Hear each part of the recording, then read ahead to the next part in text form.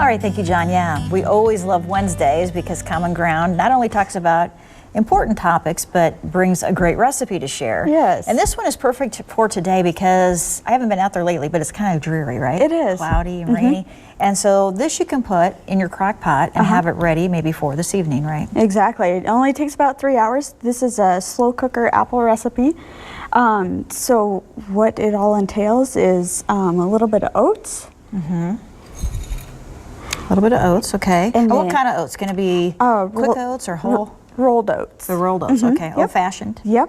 And then a little bit of brown sugar. Okay. And a little bit of cinnamon. Is this your recipe, Ashley, or? No, I found this in a cookbook my grandma gave me for Christmas one year, and you know, I figured I probably better put it to good use. Yeah, and grandmas always know. Yes. About some good recipes here. So you've made it many times, and it's popular with you guys. Yes, absolutely. Yep, and then so that was butter we just put in? Yep, a little bit of butter as well. Raisins? Yep, and that will actually wait to put on top at the end. And then a little bit of apple juice as well. Oh, okay.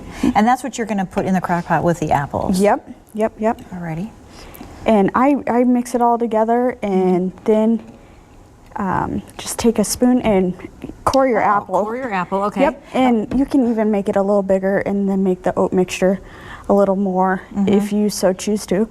But yeah, then what kind of apples do you use? Does it matter?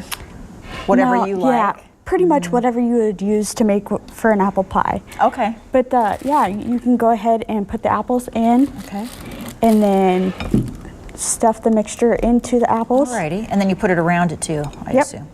How many apples? I suppose it depends on how big your crock pot is. Right. The recipe that we have makes 4. You can adjust for more or less people if you need to. Okay. And then you put it in there for how long? 3 hours on low. 3 hours on low. And then this is what we come up with at the end.